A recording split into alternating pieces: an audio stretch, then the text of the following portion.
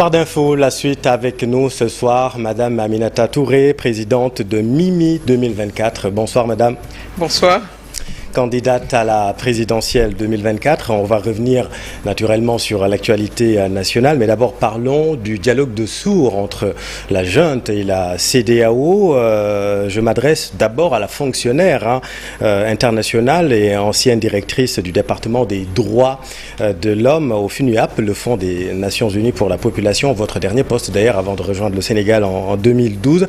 Alors, vous recommandez à la CEDEAO de continuer les voies de négociation et mettre de côté la perspective de l'intervention militaire, mais en face, on a une junte figée. Comment on fait ? On continue à négocier et l'option militaire, pour moi, n'est pas une option sage et raisonnable. J'en ai pour preuve, si on convoque l'histoire, on ne connaît pas d'intervention militaire extérieure qui ait réglé des problèmes dans ce type de situation. Je rappelle que la première puissance militaire du monde, les États-Unis, ont dû se retirer de l'Afghanistan après 20 ans. Et je crois qu'il faut qu'on apprenne de cela. Aujourd'hui, en Afrique de l'Ouest, nous avons quand même d'autres préoccupations que d'aller en guerre.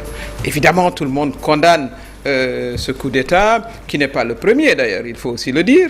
Et il est difficile de comprendre pourquoi il y a cette frénésie autour d'une intervention militaire qui, on le sait, risque de s'enliser et de mener à la catastrophe.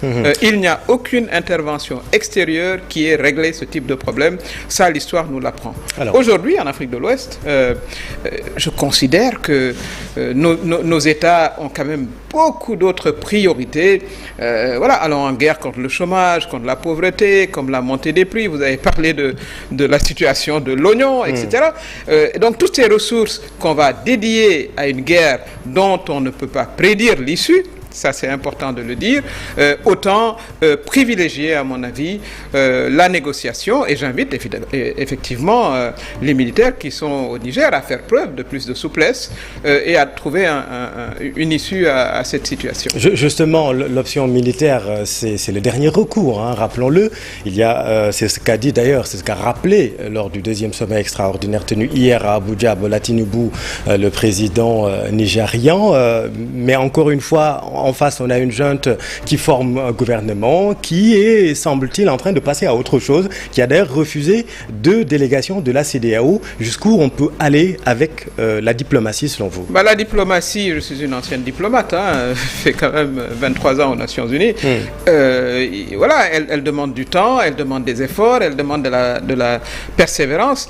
Autrement, qu'est-ce qu'on aurait fait ? On va prendre des canons, on va tirer sur le palais, où est détenu d'ailleurs le président Bazoum. La première conséquence, ce serait peut-être lui. Donc on se retrouverait même à devoir gérer une situation dès le départ chaotique. Et ce serait d'abord, je l'ai vu parce que j'ai eu l'opportunité de travailler aux Nations Unies et de connaître aussi des situations très très très difficiles. Ce sont les populations qui souffrent d'abord dans ce type d'intervention. Les populations qui sont déjà... Parlant justement de ces sanctions aujourd'hui qui sont très lourdes et les populations commencent à en pâtir. Effectivement, il y a certaines zones au Niger où les populations payent 500 francs, ne serait-ce que pour charger un téléphone, puisque le Niger, rappelons-le, dépend à 70% du Nigeria, de son voisin Nigeria, concernant son électrification. C'est ça. Mais imaginez donc les hôpitaux, les urgences sanitaires qui, elles, n'attendent pas, des femmes qui doivent accoucher, qui doivent faire des césariennes, etc. Les conséquences sont tout de suite dramatiques pour les populations, au nom de la démocratie. Il y a ce type de balance à faire.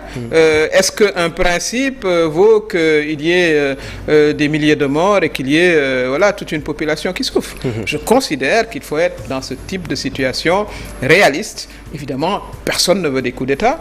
Encore qu'on peut discuter pourquoi les coups d'État interviennent et à une fréquence telle qu'on les vit. Parce que vous avez des civils aussi qui ne font pas ce qu'ils doivent faire. Ça également, il faut le dire. Des civils qui arrivent au pouvoir, qui changent la Constitution, qui signent pour 2 mandats, ensuite veulent en faire 3, suivez mon regard. Et évidemment, ça mène à ce type de situation qu'on déplore. Ça, on les condamne. Et il faut discuter avec avec justement cette junte militaire au pouvoir Oui. pour qu'elle envisage justement Jusqu'à un retour. Jusqu'à quand? Il faut prendre le temps, à mon avis. Oui. Je considère qu'aller aller en guerre au Niger, pour moi, c'est une absurdité. En tout cas, c'est ma position. Oui. Je considère qu'il faut mettre en œuvre notre diplomatie africaine, que nos partenaires aussi européens s'y mettent. J'ai vu des observateurs, mais il faut qu'ils poussent dans le bon sens. Oui. Que ça aille dans le sens C'est-à-dire de la négociation. Oui. Moi, j'exclus comme option la guerre au Niger, un pays frère africain où ce seraient d'autres armées. J'étais vraiment surprise quand j'ai entendu le président Macky Sall dire qu'il est prêt à envoyer des troupes. Oui. Non, mais ça c'est... Alors tout le monde s'y met. Vous avez parlé des Occidentaux. On a vu d'ailleurs les États-Unis envoyer un émissaire, rappelons-le, que l'on voit d'ailleurs à l'écran, Madame Nuland. Mais les discussions étaient difficiles. Encore une fois, en face, on a une junte très déterminée. Vous parliez également de cette frénésie, ce coup d'État, et celui de trop, a dit Madame Aïssata Tall Sall, ministre des Affaires étrangères. Même son de cloche également du côté de la France avec Catherine Colonna. Comment comprendre ces déclarations? Arrêtons-nous sur cette histoire-là. Oui. Quand même, il ne faut pas nous faire prendre les vessies pour des lanternes. Le Niger est un cas particulier parce que tout le monde sait que le Niger est un pays producteur d'uranium. Premier pays. Oui. Et que l'uranium est une denrée éminemment stratégique. Cette question-là, elle est au cœur de cette affaire. Donc, ne faisons pas comme si, c'était le coup d'État de trop. Un coup d'État, c'est un coup d'État. Pourquoi on n'a pas envoyé les troupes au Burkina? Pourquoi on n'a pas envoyé les troupes en Guinée? Pourquoi on n'a pas envoyé les troupes au Burkina Faso? Pourquoi on veut les envoyer au Niger? Vous pensez qu'il y a une... à mon avis, il y a une relation quand même de... C'est pour servir les intérêts de qui, selon vous? Je ne sais pas les intérêts de qui. C'est parce que moi, je me situe dans une position où il faut favoriser la négociation. Oui. Et je dis, nos partenaires, tout le monde doit favoriser la négociation. Personne ne doit pousser, à mon avis, à l'intervention militaire. Les Africains d'abord, les chefs d'État africains. Bon, c'est comme si on allait en guerre avec nos frères. Vous venez de parler de la fraternité entre les Diola et les Sérères. Absolument. Mais nous sommes des frères au sein de la CEDEAO. Nous devons à tout prix éviter d'avoir une guerre qui va s'enliser, qui va être catastrophique pour les populations et qui ne produira pas nécessairement les résultats qu'il faut. Encore une fois, les États-Unis, première armée du monde, après 20 ans, a dû se retirer de l'Afghanistan. Donc ce type, on a l'expérience historique, on a l'expérience de terrain qui conseille contre une intervention militaire.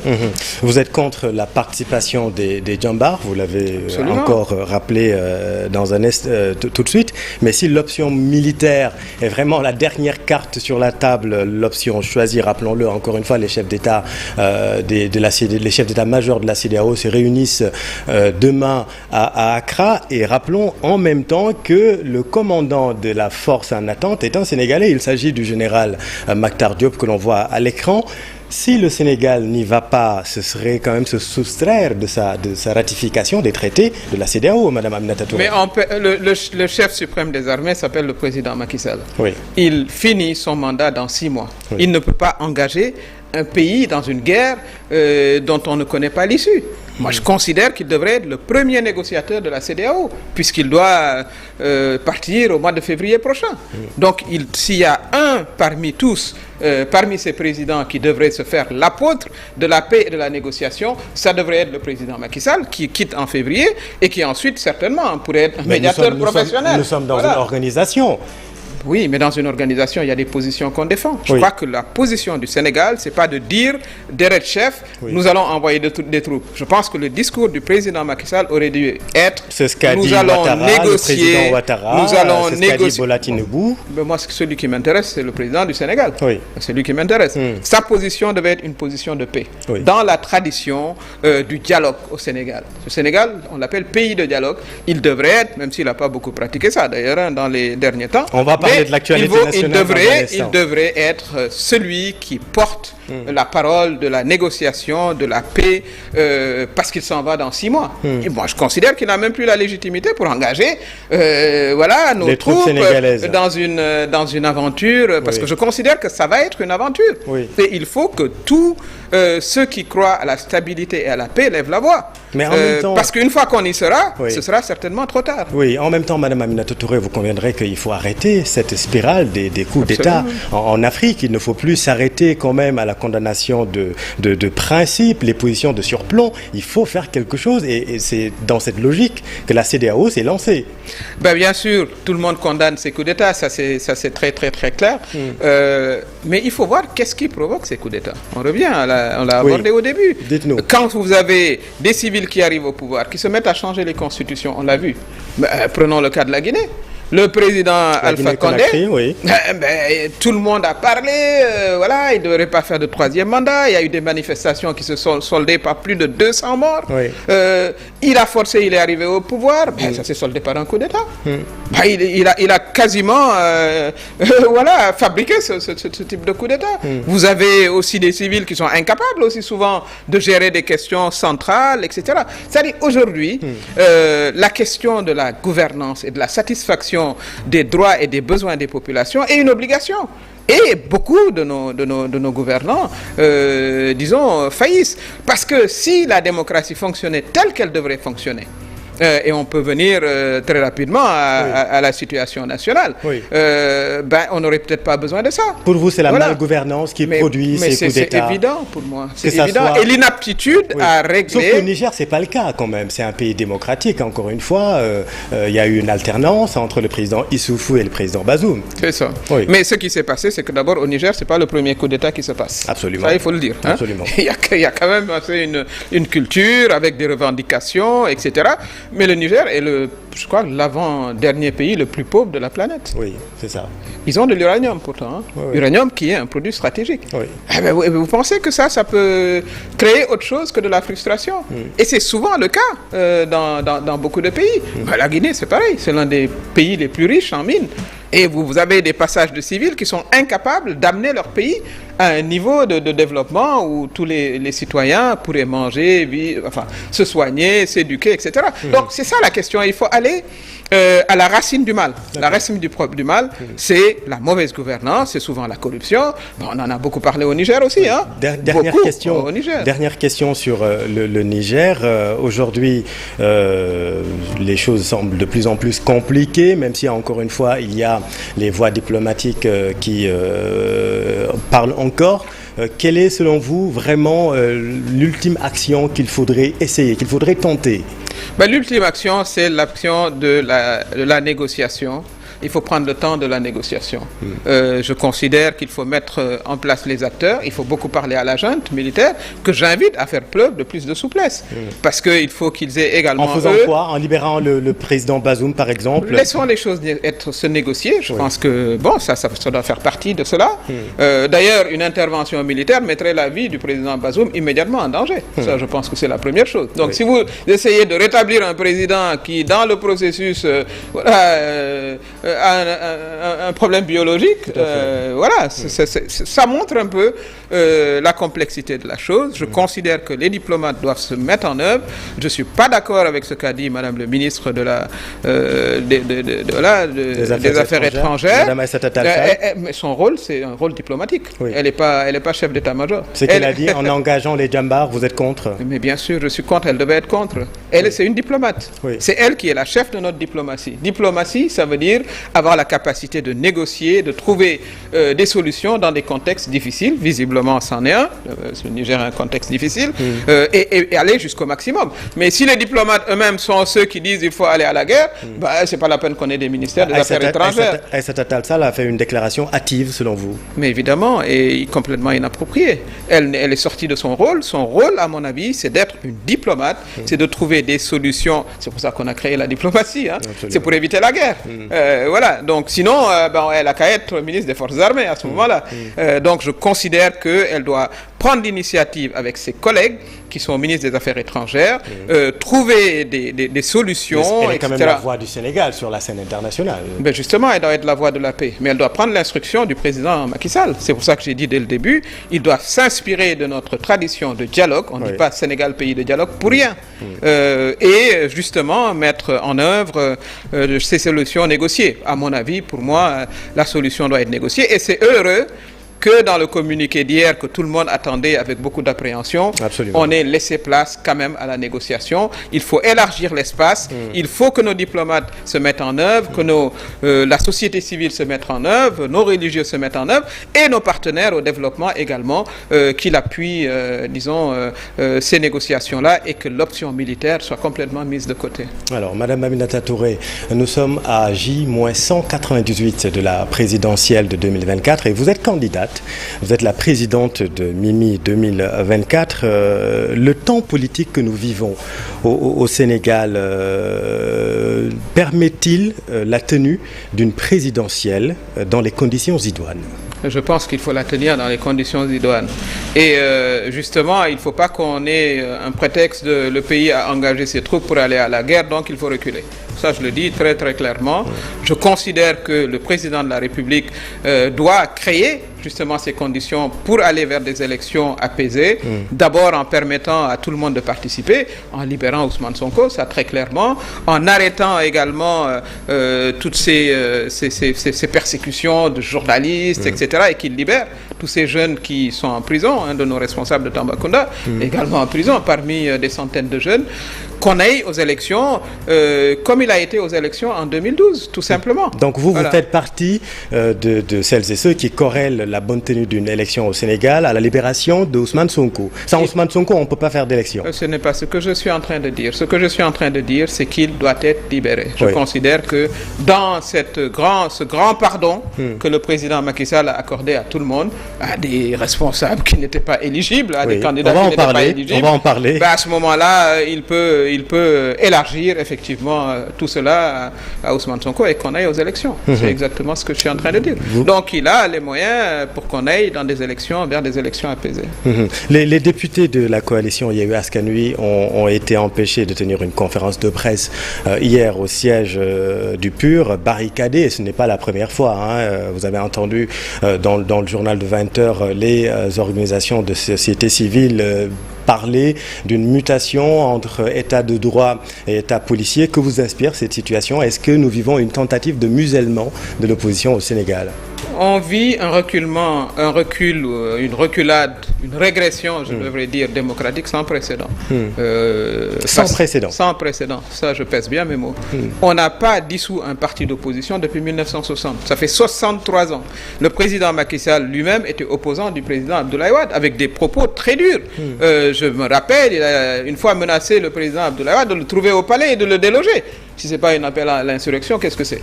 Mais pour autant... Ça, c'est entre deux tours, si jamais Wade n'acceptait pas les élections. C'est des propos qu'on aurait pu qualifier d'insurrectionnels. On aurait pu. Un juge ou un procureur aurait pu le faire. On serait dans ce moment-là, on l'aurait certainement fait. Mais ce n'est pas pour autant qu'il a été empêché, traîné devant un tribunal. Il a lui-même été convoqué au commissariat central pour des accusations de blanchiment. Et puis après, il est rentré chez lui, comme opposant. Le président Abdoulaye Wade n'a pas dissous l'APR, l'AFP ou le PS. Donc voilà qu'on se met à dissoudre un parti politique. Voilà, on n'a jamais emprisonné autant de journalistes dans toute l'histoire du Sénégal réunis. On n'a pas autant fermé une chaîne autant de journalistes dans toute l'histoire du Sénégal. Quand même. En même temps. Oui. En même temps. En même temps, non. Je prends le pari. Oui. Voilà, je prends le pari. Pas jamais en même temps.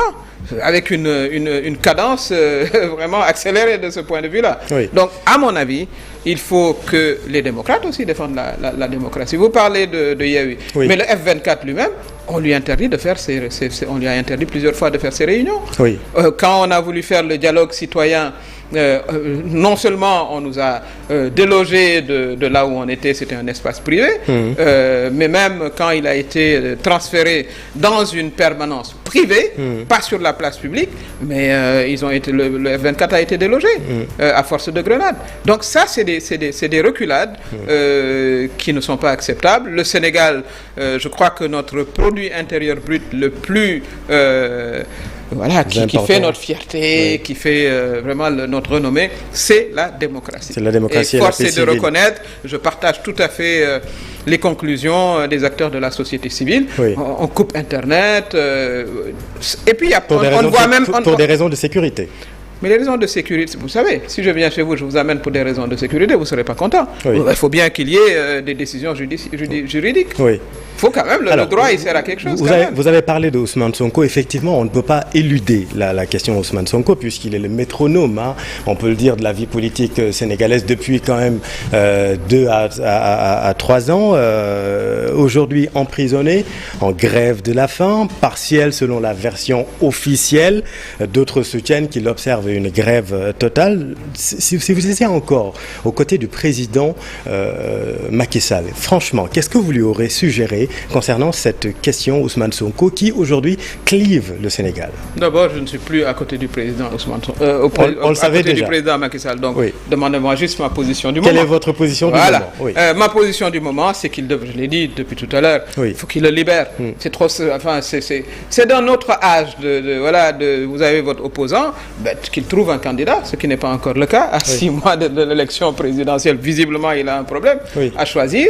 Et à ce moment-là, tout le monde compétit et le meilleur gagne. Le meilleur, c'est celui que les Sénégalais choisiront d'élire.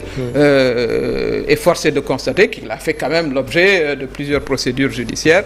À mon avis, dans ce grand pardon, c'est le film d'un titre, d'un film, il aurait pu élargir tout le monde, que tout le monde participe à l'élection. Moi-même, je suis candidate. Et puis, les Sénégalais écouteront les différents programmes et choisiront le président qu'ils veulent se choisir. Se semble-t-il, vos anciens camarades, vous en parlez tout de suite, de l'APR, ont du mal à trouver un candidat. Vous avez un conseil à leur donner? J'ai aucun conseil à leur donner. Et si vous étiez le chevalier blanc qui va débarquer pour sauver l'APR? Je suis dans l'opposition, bien ancré, membre fondatrice du F24 et je me sens bien dans cette posture. Je suis candidate, je me prépare à collecter mon parrainage et à expliquer aux Sénégalais mon programme. Voilà où on en est. Donc ce ne sont pas mes oignons. Par contre, le président, pour paraphraser mon ami Guy Marissagna, doit s'occuper de nos oignons avec le prix de l'oignon qui flambe. Qui flambe. Vous êtes candidate, donc je l'ai dit, Khalifa Sall et Karim Wade aussi, qui sont de sérieux concurrents, tous les deux réhabilités grâce à la réforme du code électoral L28 et L29. Finalement, ce n'est pas une amnistie. Est-ce que c'est un minimum de satisfaction pour vous qui avez mené la traque des biens mal acquis? C'est derrière moi. J'aurais aimé que vous me demandiez qu'est-ce que mon programme prévoit de faire dans de telles situations.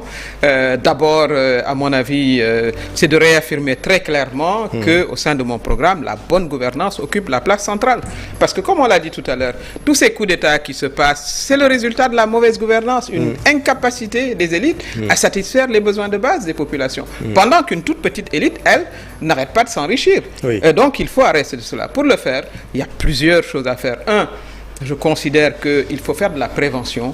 Il faut que l'IGE soit décentralisé au niveau des ministères, que les ministres, avant de dépenser, qu'ils aient l'autorisation préalable, qu'on puisse faire un contrôle de l'effectivité des dépenses, de l'opportunité des dépenses, et qu'il y ait des audits annuels qu'on pourrait confier justement aux cabinets privés. Ça inciterait les jeunes justement à ouvrir des cabinets pour qu'il y ait systématiquement des audits annuels. Moi, quand j'étais aux Nations Unies, je me faisais auditer tous les ans. Je ne trouvais pas que c'était anormal. Donc voilà, ça c'est la première chose. La deuxième chose, c'est qu'il faut dématérialiser systématiquement. On parlait tout à l'heure, je suivais sur les extraits de naissance, la difficulté, etc. Il faut éviter que l'administré et l'administrateur s'asseyent ensemble. Ça minimise les risques de corruption. On l'a vu dans le monde entier. Il faut rendre notre justice indépendante. Là, c'est un grand contentieux entre les Sénégalais et leur justice. Il faut que le président de la République ne soit plus celui qui décide de la carrière des magistrats. Ça peut être confié au sein du Conseil supérieur de la magistrature à un comité ad hoc et qu'on ait ce comité national de l'éthique pour la justice. Alors, Aminata Touré, je sais que vous accordez beaucoup d'importance à ces questions de bonne gouvernance, mais comme disait l'autre, la croissance, ça ne se mange pas, la bonne gouvernance, ça ne se mange pas non plus. Et la gouvernance... mais là, vous avez tort. Ah bon? Ben oui, dites-nous. Parce que l'argent qui part là, 138 milliards, on peut faire beaucoup de choses avec. Hein? Oui. Beaucoup de choses à faire. Un hôpital, avec 4 milliards, vous pouvez le faire. Avec 138 milliards. Là où je voulais en venir, c'est sur le plan social. Qu'est-ce que vous proposez aussi? Voilà. Donc, mais il y a une corrélation directe, on est d'accord. Expliquez-nous. Voilà. Alors, d'abord, c'est d'autant d'argent qui vont dans les programmes sociaux. Moi, je considère que toutes les économies qu'on devra faire devront être concentrées à donner un appui, une subvention aux produits de première nécessité. Le riz, le sucre et l'huile. Je considère que c'est excessivement cher. On est le pays presque le plus cher de l'Afrique. Pas normal. Rien ne l'explique. Ça, c'est une chose. Qu'on ait des tarifs sociaux vraiment appliqués pour ce qui concerne au moins l'eau et l'électricité, c'est le cas, mais il faut vraiment renforcer cela en direction des catégories les plus vulnérables. Je considère qu'il y a eu de bonnes choses qui ont été faites, hein, les bourses familiales, voilà, sur lesquelles le président Sall a travaillé, mais il faut les dépolitiser. Sur le bilan que vous partagez aussi, on en a parlé. Oui, il y a un droit d'inventaire. Que ça soit matériel comme immatériel, en bien comme en mal. Le bilan, pourquoi j'assumerais le mal? Vous pensez que j'assume les 1000 milliards du Covid? Pourquoi? Mais vous ne pouvez pas vous soustraire quand même après avoir partagé avec le président Macky Sall plus de 10 ans. Diop, non, c'est peut-être pour ça aussi que je me suis retrouvé dans l'opposition. Il y a des choses qu'il a faites, il y a des choses qu'il a moins bien faites, il y a des choses qu'il a absolument pas bien faites. Ça, c'est très clair. Parler des 1000 milliards. En quoi, qu'est-ce que j'ai à voir avec les 1000 milliards? Comme ne pas vous nommer, par exemple, au perchoir. Ça n'a rien à voir, monsieur Diop. Ça n'a rien à voir. Non, et ça, c'est une question qui est derrière moi. Tout comme la question du troisième mandat, parce que les deux étaient corrélés. Absolument. Voilà. Et donc, ça, c'est derrière nous. Le président Macky Sall a lâché sur la question du troisième mandat. Tant mieux pour le Sénégal. Et voilà, on avance. Maintenant, on parle d'élection présidentielle. On ne parle plus de perchoir. Tout à fait. Voilà, donc c'est ça la question. Alors, ce qui est intéressant, c'est ce que vous dites sur les programmes sociaux. Je pense qu'il faudra réaxer. On a beaucoup investi dans les infrastructures. Certaines, elles sont là, on va les gérer. La seule infrastructure sur laquelle je travaillerai, et dès mon arrivée au pouvoir, Inch'Allah, c'est le rail. Il faut réhabiliter le chemin de fer sur l'ensemble du territoire. D'abord, ça permet une plus grande durabilité de nos routes. Si vous avez l'expérience européenne, ils ont conservé leur réseau ferroviaire pour mieux préserver leurs routes. Absolument. Mais si vous n'avez que des routes, mais elles ne durent pas. Et c'est le cas que nous avons aujourd'hui. Et ça a été l'erreur stratégique la plus grande du président Abdoulaye Wade. On en a fait d'autres. Mais celle-là, c'est l'une des grandes. Il nous faut, pour revenir sur les questions sociales, la question de la santé est centrale. Absolument. Elle est centrale. Absolument. Donc, le panier de la ménagère. On a vu cette semaine un bébé retrouvé dans un lave-linge. C'est extraordinaire quand même dans un Sénégal. C'est quand même terrible. Bon, on considère que c'est un accident, mais extrêmement malheureux. Mais ce que cela veut dire, c'est qu'il faut une mise à niveau de toutes nos structures de santé. Ça doit être une priorité. Depuis le poste de santé, le centre de santé, l'hôpital, qu'on définisse le type de matériel qui doit être sur place, échographie, radiographie, petit laboratoire, pour que les populations, quand elles entrent dans un centre de santé, elles ne ressortent pas 2 minutes après avec une ordonnance longue comme ça pour aller faire des analyses, etc. Deuxièmement, je pense qu'il faut apporter la santé aux populations là où elles se trouvent. J'ai le concept de l'hôpital sans mur, ça veut dire la santé mobile, aller vers les populations, faire des consultations autour des mosquées et des églises. Votre campagne est lancée, je vois. Vous me posez la question, je vous réponds. Vous allez choisir d'ailleurs le parrainage citoyen ou le parrainage des élus? Vous avez peut-être 13 amis qui pourraient vous aider. Qui sait c'est quoi cette réponse sibylline? Qui sait les amis, on a des amis partout. Mais on a surtout les citoyens. Et ils sont 7 millions d'électeurs. Donc vous allez choisir le parrainage. Nous investir également à ce niveau-là. Et pour cela, nous sommes tout à fait confiants. Très bien. Merci beaucoup, Madame Aminata Touré.